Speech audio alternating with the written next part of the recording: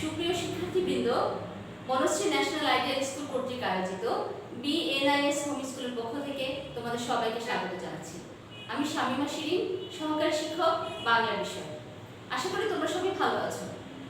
আজ আমি অষ্টম শ্রেণীর বাংলা বিষয়ের একটি গুরুত্বপূর্ণ টপিক নিয়ে তোমাদের সাথে আলোচনা করব। আজ আমি অষ্টম শ্রেণীর বাংলা বিষয়ের বিরাম চিহ্ন নিয়ে তোমাদের সাথে আলোচনা করব এবং এটি বার্ষিকীর সিলেবাসের আলোকে এই টপিকটি আলোচিত হচ্ছে। এবার আসো আমরা বোর্ডে যাচ্ছি। প্রথমে আমাদের জানতে হবে বিরাম চিহ্নটা কি। বিরাম বিরাম শব্দের অর্থ থামা। আমরা একটানা কখনো কথা বলতে পারি না। একটানা কথা বলতে গেলে অনেক সময় আমরা বাক্যটি বুঝতে অসুবিধা হয় এবং যে শোনে যারা শ্রোতা যিনি তারও অনেক সময় সমস্যা হয়। তো আবার লেখার ক্ষেত্রেও একই অবস্থা। লেখার ক্ষেত্রে আমরা একটানে লিখতে পারি না। তো লিখতে গেলে আমরা যখন থেমে থেমে বিভিন্ন চিহ্ন বা বিভিন্ন বিভিন্ন চিহ্ন ব্যবহার করি সেগুলোকে বলা হচ্ছে বিরাম চিহ্ন।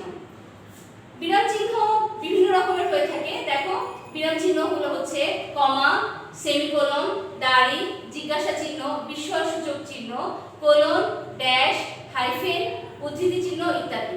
আবার এগুলোর আকৃতিও কিন্তু বিভিন্ন রকমের। দেখো, কমার আকৃতি অনেকটা এরকম এবং এর বিরতিকাল হচ্ছে এক বলতে যে সময়টা প্রয়োজন হয় ততক্ষণ আমাদের বিরতি দিতে হয়।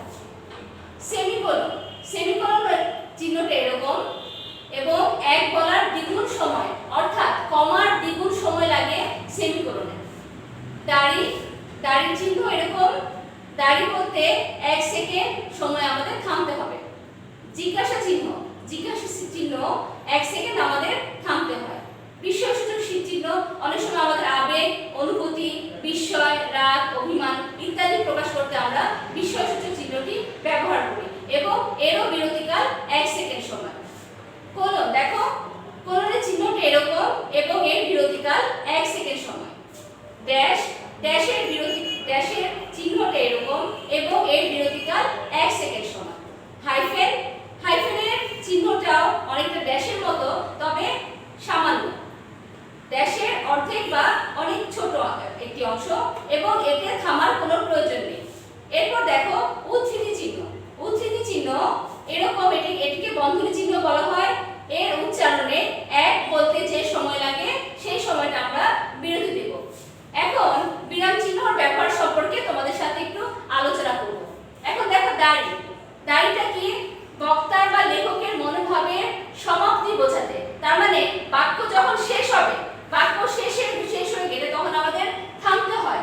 তো 1 সেকেন্ড সময় থামার জন্য আমরা কি ব্যবহার করি? এই দাড়ি চিহ্নটি ব্যবহার করি। যেমন আমরা বাংলাদেশে বাস করি। এরপর দেখো জিজ্ঞাসা চিহ্ন, জিজ্ঞাসা চিহ্ন কি? যখন আমার মনে বা বক্তার মনে যখন কোনো প্রশ্ন আসবে, কারো মনে বক্তার মনে প্রশ্ন আসলেই আমরা জিজ্ঞাসা চিহ্ন ব্যবহার করি। এই দেখো জিজ্ঞাসা চিহ্নটা এরকম এবং জিজ্ঞাসা চিহ্নকে প্রশ্নসূচক চিহ্ন বলা হয়। জানার ইচ্ছা থেকেই জিজ্ঞাসা চিহ্নটা হয়ে থাকে। যেমন তোমার নাম কি? দেখো, বক্তার মনে কোনো কিছু জানার আগ্রহ জন্মালে তা জানতে বাক্যের শেষে জিজ্ঞাসা চিহ্ন বা প্রশ্ন চিহ্ন বসে। বিস্ময় চিহ্নটা কি? বিস্ময় চিহ্ন বক্তার মনের আবেগ, আবেগটা কি? আবেগ বলতে বুঝি আমরা আনন্দ, বেদনা, দুঃখ, ঘৃণা, ভয় ইত্যাদির প্রকাশ। যখন এই সব কিছুর প্রকাশ ঘটবে তখন আমরা বিস্ময়সূচক চিহ্ন ব্যবহার করে থাকি এবং বিস্ময়সূচক চিহ্নে আমাদের 1 সেকেন্ড সময় ব্যবহার করতে হয়। এই দেখো বক্তার মনের বিভিন্ন আবেগ যেমন আনন্দ, বেদনা, দুঃখ, ভয়, ঘৃণা ইত্যাদি প্রকাশ করতে এবং সম্বোধন পদের পরে বিস্ময় চিহ্ন বা সম্বোধন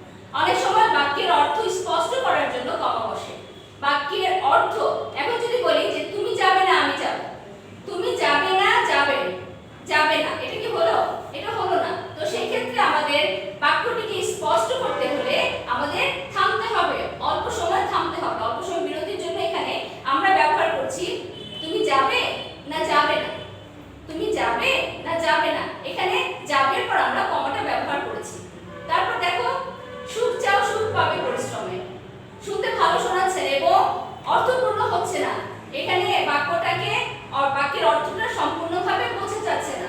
তো সেই ক্ষেত্রে আমরা অর্থ বোঝার জন্য এরকম বলতে পারি, সুখ চাও সুখ পাবে পরিশ্রম, সুখ চাও সুখ পাবে পরিশ্রম, এখানে কমা ব্যবহার হবে। আবার দেখো বাক্যের সম্বোধনের পর আমরা কমা বসাই। বাক্যের সম্বোধনের পর যখন ডাকবে, সম্বোধন মানে ডাকার তুমি কাউকে ডাকছো, তারপর তুমি কমা বসাতে পারো। যেমন সেতু পড়তে বসো, রিদা খাবে এসো। তার মানে একটি বাক্যকে যখন তুমি বাক্যের সম্বোধন করছো কাউকে, সেই ক্ষেত্রে আমরা কমা চিহ্নটা বসাবো। এরপর দেখো একই পদের একাধিক শব্দ পাশাপাশি ব্যবহৃত হলে কমা বসবে।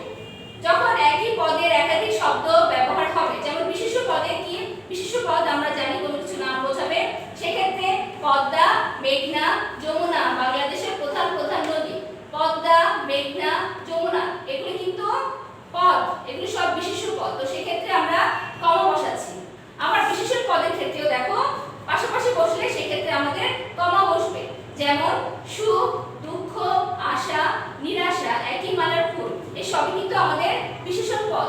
সুখ একটি বিশেষণ পদ, দুঃখ বিশেষণ পদ। তো এগুলোর মাঝে আমরা কি বসাবো, আমরা কমা বসাচ্ছি।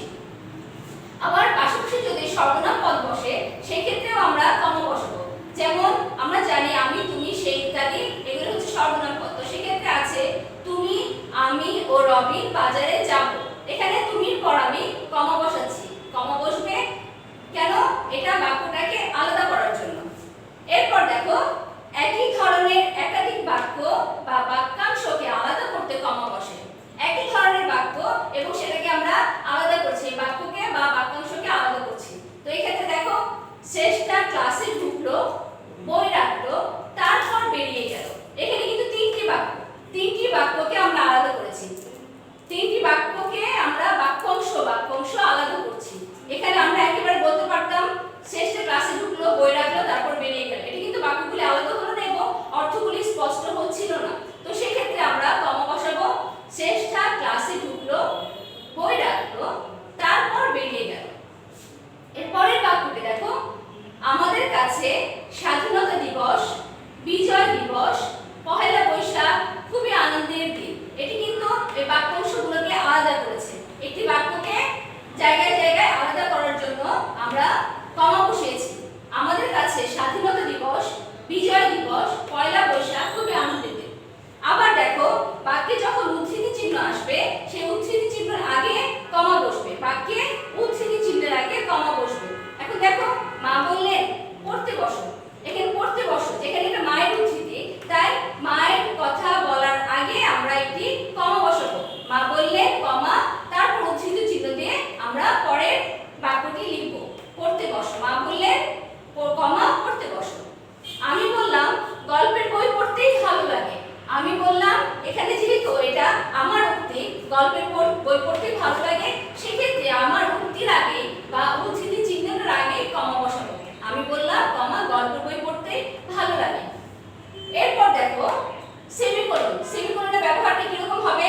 সেমিকোলনের ব্যবহার একাধিক বাক্যের মধ্যে নিকট সম্পর্ক থাকে। তার মানে যখন একাধিক বাক্য এবং দুটি বাক্যের মধ্যে সম্পর্ক থাকবে, খুব কাছাকাছি কোনো সম্পর্ক থাকবে, সেই ক্ষেত্রে আমরা সেমিকোলন বসাবো। একাধিক বাক্যের মধ্যে নিকট সম্পর্ক থাকলে তাদের সঙ্গে যোগসূত্র রক্ষার জন্য সেমিকোলন ব্যবহার করা হয়। এখন সেমিকোলন কিন্তু আমি আগেই বলেছি যে কমার চেয়ে একটু বেশি সময় লাগবে বা কমার চেয়ে দ্বিগুণ সময় লাগবে। এখানে দেখো একটি প্রথম উদাহরণটা আমি দিয়েছি। দুটো বাক্যের মধ্যে ভাব বা অর্থের সম্বন্ধ থাকলে সেমিকোলন বসে। এখন দুটো বাক্যের মধ্যে সম্বন্ধ আছে, খুব কাছাকাছি সম্বন্ধ, সেই ক্ষেত্রে আমরা সেমিকোলনটা বসাবো। যেমন দিনটা ভালো নয়, মাঝে মাঝে বৃষ্টি পড়ছে। এই দুটো সম্পর্ক কিন্তু ভালো সম্পর্কিত, দুটো বাক্যই কিন্তু আমরা সম্পর্কযুক্ত। যখন বৃষ্টি দিন সেই দিনটা কিন্তু অনেক সময় ভালো হয় না, অন্ধকার হয়, মেঘাচ্ছন্ন হয়, এই জন্য সেমিকোলনটা ব্যবহার করা হয়েছে। দিনটি ভালো নয়, মাঝে মাঝে বৃষ্টি পড়ছে। এরপর দেখো কথাটা বলা সহজ, করা কঠিন। আমরা এই দুটো বাক্যের মধ্যেও খুবই নিবিড় সম্পর্ক দেখতে পাচ্ছি। এরপর দেখো একাধিক বাক্য সংযোজক অব্যয়ের দ্বারা যুক্ত না হলে সেমিকোলন বসে। এটা আগে স্কুলে পড়া, পরে গল্পের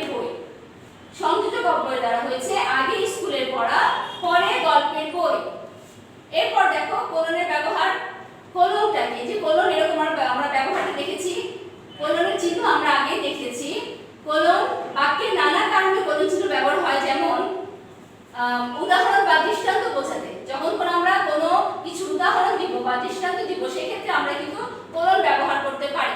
যেমন বাংলায় সন্ধি দু প্রকার, তারপর কোলন বসেছে। বাংলায় সন্ধি দু প্রকার, কোলন দিয়ে, এটি কিন্তু একটা উদাহরণ। উদাহরণের মধ্যে স্বরসন্ধি ও ব্যঞ্জন সন্ধি। এরপর দেখো উদ্ধৃতির আগেও অনেক সময় কোলন বসে। উদ্ধৃতির আগে আমরা কোলন বসাচ্ছি। যেমন রবীন্দ্রনাথ বলেছেন, মরিতে চাহি না আমি সুন্দর ভুবনে। এটি একটি উদ্ধৃতি। মরিতে চাহি না আমি সুন্দর ভুবনে, এই উদ্ধৃতির আগে কোলন বসেছে, তার মানে উদ্ধৃতির আগে অবশ্যই কোলন বসবে। এবার দেখো নাটকের সংলাপের আগে কোলন বসে। এটা কিন্তু দুকরির সংলাপ। দুকরি বলছে কি চাই, কাঙালি বলছে আগে মহাশয় হচ্ছেন দেশী হিতৈষী, দেশী হিতৈষী। তো এখানে নাটকের সংলাপ যখন বসবে, নাটকের সংলাপের আগে আমরা অবশ্যই কোলন বসাবো। এবার দেখো হাইফেনের ব্যবহার। হাইফেনকে বাংলায় সংযোগ চিহ্ন বলা হয়। হাইফেনকে বাংলায় সংযোগ চিহ্ন বলা হয়, তার মানে সংযোগ স্থাপন করবে। বিভিন্ন কারণে বাক্যে হাইফেনের ব্যবহার হয়। দেখো আমরা তিনটা কারণ দিয়েছি। দুটো শব্দের সংযোগ বোঝাতে হাইফেন বসে। দুটো শব্দ যখন সংযোগ স্থাপন করবে সেক্ষেত্রে হাইফেন বসবে। যেমন আমার মা বাবা বেড়াতে গেছেন, দুজনে গিয়েছেন, তো সেক্ষেত্রে মা এবং বাবার জায়গায় মাঝখানে হাইফেন বসবে। আমার মা বাবা বেড়াতে গেছেন। তারপর দেখো পাশাপাশি দুটো শব্দ পাপ পুণ্য ভালো মন্দ বিবেক দিয়ে বুঝতে হবে। পাপ পুণ্য ভালো মন্দ, যেহেতু এটা সংযোগ বোঝাচ্ছে, পাপ এবং পুণ্য এই দুটো শব্দের সংযোগ বোঝানো হচ্ছে। পাপ হাইফেন শূন্য, তারপর ভালো এবং মন্দ এই দুটোকে বিবেক দিয়ে বুঝতে হবে, সেক্ষেত্রে আমরা হাইফেন বসিয়েছি। এবার দেখো সমাসবদ্ধ পদের অংশগুলো বিচ্ছিন্ন করে দেখাবার জন্য হাইফেনের ব্যবহার হয়। অনেক সময় আমরা যখন সমাস পড়ি তো সেক্ষেত্রে সমাসবদ্ধ পদগুলিকে হাইফেনের মাধ্যমে আমরা দেখিয়েছি। যেমন আমাদের প্রীতি উপহার গ্রহণ করুন, প্রীতির সাথে আমরা হাইফেন দিয়ে প্রীতি উপহার বানিয়েছি। তাদের মধ্যে অহিনকুল সম্পর্ক, এটি একটি সমাসবদ্ধ পদ, তো সেক্ষেত্রে আমরা হাইফেন দিয়েছি, অহি এবং নকুলের মাঝখানে হাইফেন দিয়েছি। এরপর দেখো একই ধরনের শব্দ প্রকাশের ক্ষেত্রে হাইফেন বসে। যখন একই ধরনের শব্দ আমরা ব্যবহার করব সেই ক্ষেত্রে দুটি শব্দের মাঝখানে হাইফেন বসাবো। যেমন বাংলাদেশ নদ নদীর দেশ, নদ এবং নদীর দুটি কিন্তু কাছাকাছি শব্দ, একই ধরনের শব্দ, তো সেক্ষেত্রে আমরা নদের সাথে হাইফেন দিয়ে নদীর সাথে একসাথে করেছি। ঢাকা খুলনা বরিশাল এদেশের বড় শহর, যেহেতু তিনটি বড় শহর এবং তিনটি সিমিলারিটি রয়েছে তাই আমরা ঢাকার পর হাইফেন দিয়েছি, খুলনার পর হাইফেন দিয়েছি, তারপর বরিশাল লিখে এদেশের বড় শহর। আশা করছি বিরাম চিহ্ন সম্পর্কে আমরা খুব ভালো মতো বুঝতে পেরেছি। আমরা বিরাম চিহ্নের উদাহরণগুলি পরীক্ষার জন্য খুব ভালো মতো করব। বিরাম চিহ্ন বা ছেদ চিহ্ন ভালো মতো পড়লে, উদাহরণগুলি ভালো মতো পড়লে আমরা এমসিকিউ গুলি ঠিকমতোই উত্তর দিতে পারবো। আজ এই পর্যন্তই। পরবর্তী কোনো ক্লাসে তোমাদের সাথে আবার দেখা হবে। সবার জন্য শুভকামনা। ধন্যবাদ সবাইকে। আসসালামু আলাইকুম।